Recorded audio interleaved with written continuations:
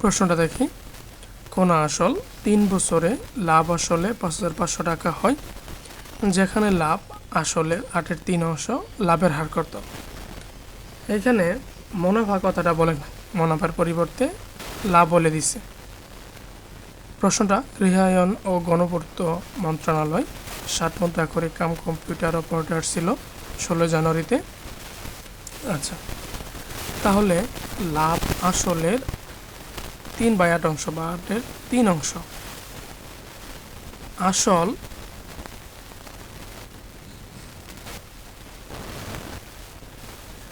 8 টাকা হলে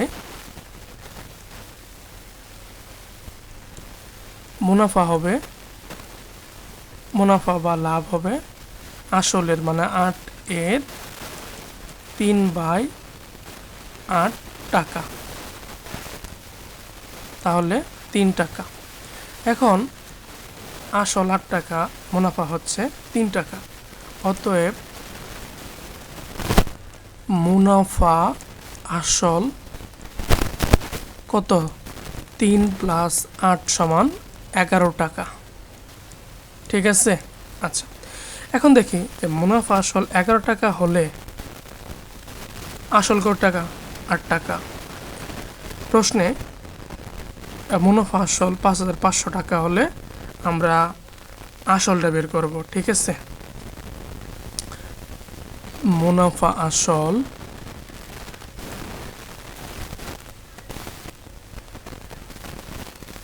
11 টাকা হলে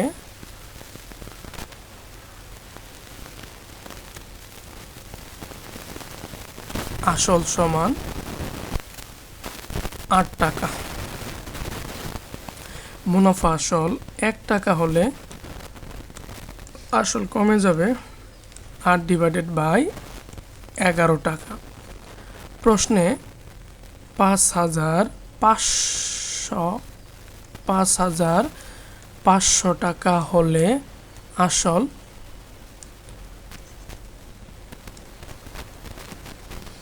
বেশি হবে 8 × 5,500 /11। 5-11 হচ্ছে 55, 2টা শূন্য থাকবে, 5-8 40 আর 2টা শূন্য, মানে 4,000 টাকা। ঠিক আছে, এখন দেখি যে মুনাফা আসল 5,500 টাকা হলে ওইখানে আসল কত টাকা? 4,000 টাকা। অতএব মুনাফা, এইখান থেকে আমরা মুনাফা পাবো কত? 5,500 থেকে বাদ দিতে হবে 4,000 টাকা, 1,500 টাকা। 1,500 টাকা। ঠিক আছে, এই পর্যন্ত ক্লিয়ার। আচ্ছা, এখন আবার একটু দেখি যে 3 বছরে কোন আসল 3 বছরে মুনাফা কত হচ্ছে? 1,500 টাকা। না, যেহেতু আসল বের হয়ে গেছে 4,000 টাকা, না, তাহলে 4,000 টাকার 3 বছরে মুনাফা হচ্ছে 1,500 টাকা। এটা হচ্ছে কি ফাইনাল কথা। তাহলে আমরা লিখতে পারবো যে 4,000 টাকার 3 বছরের মুনাফা, 3 বছরের মুনাফা কত? 1,500 টাকা। এই পর্যন্ত আসলে আশা করি কারো বুঝতে বাকি নেই। ঠিক আছে, তাহলে 1 টাকার 3 বছরের মুনাফা কমে যাবে না, তাহলে 1,500 / কত? 4,000 টাকা। 4,000 টাকা। ঠিক আছে, তাহলে 1 টাকার 1 বছরে আরও কমে যাবে না? কমে গেলে কি ভাগ? তাহলে 1,500 / 4,000 × 3 টাকা। ঠিক আছে, এখন আসি হলো মুনাফার হার যেহেতু বলছে, তাহলে 100 টাকার 1 বছরের মুনাফা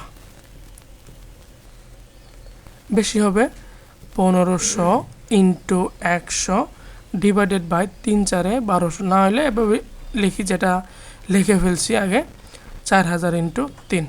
ঠিক আছে, এ পর্যন্ত আশা করি কারো সমস্যা নাই। সমস্যা না থাকলেই ভালো। 0 0 মানে 100 দ্বারা ভাগ করতেছি, শূন্য থাকে শূন্য, 3 দ্বারা 15, 3 5 15 শূন্য থাকে। ঠিক আছে, তাহলে হরে থাকতেছে 4 আর লবে থাকতেছে হচ্ছে 5 শূন্য 50।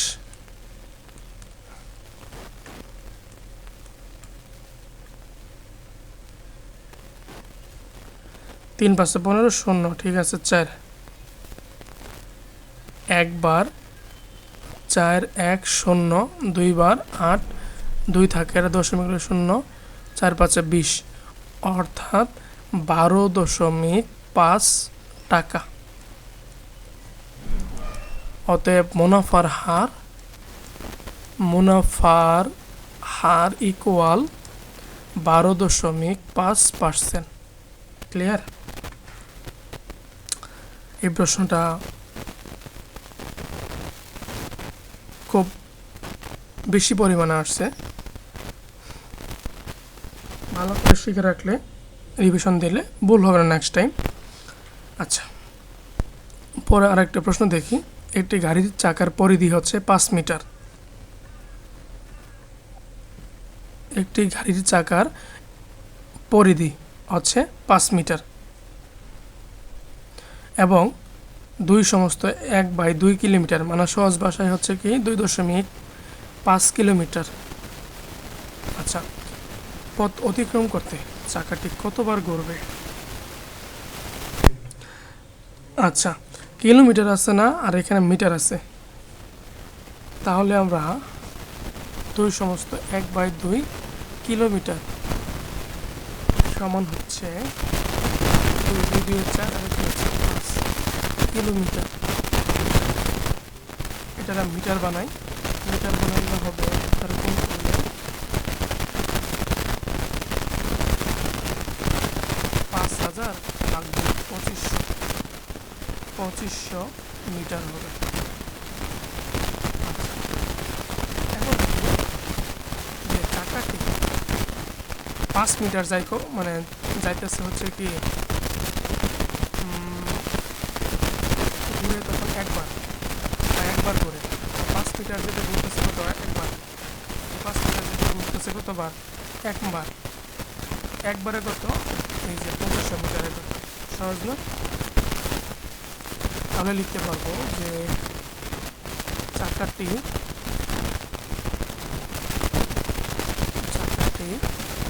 5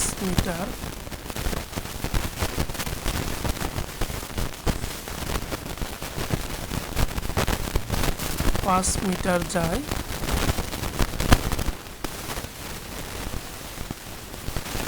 একবার ঘুরে। 1 মিটার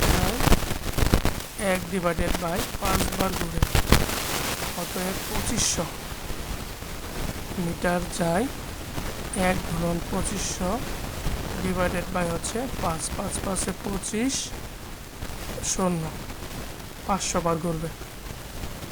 তাহলে 2500 মিটার যেতে চাকাটির 500 বার করতে হবে। আচ্ছা, এরপরে আরেকটা অঙ্ক আছে, দেখি a² - 2ab + 2b - 1 একে উৎপাদকে বিশ্লেষণ করতে হবে। আচ্ছা, ইম্পর্টেন্ট একটা।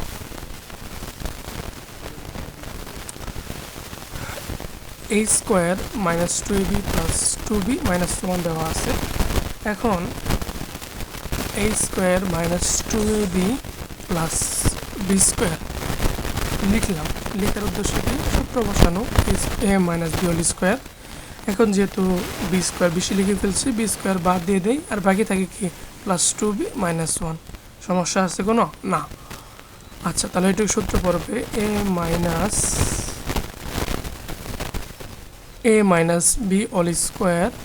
- আচ্ছা, এইখানে দেখি ভাইয়ের যদি কমন নেই তাহলে কি থাকবে, b² - 2b + 1 হবে না? তাহলে হওয়ার পরে এটা কি হয়ে যাবে, a - b² - b - 1² না? আচ্ছা, তাহলে a² - b² a - b + b - 1 into a minus B, B তাহলে কি +1 হয়ে যাবে না? এখন এ কত হবে? -1 হবে না? ইন্টু এ -2b +1, এটাই হচ্ছে নির্ণয় উৎপাদক। খুবই গুরুত্বপূর্ণ। পরটায় আসি, পর আরেকটা আছে 3ay² -48a। তাহলে 3 ষোলোতে 48, 3a কমন নিতে পারি আমরা, থাকবে কি y² -16। এরপরে কি হবে? 3a ইন্টু y² -4² লেখা যাবে না? লিখলে কি হবে? যে 3a ইন্টু y + 4 ইন্টু হচ্ছে y -4, এটাই অ্যান্সার। ওকে, তাহলে এই কয়েকটা অঙ্ক গুরুত্বপূর্ণ ছিল, এর জন্যই রেকর্ড করা। ধন্যবাদ সবাইকে।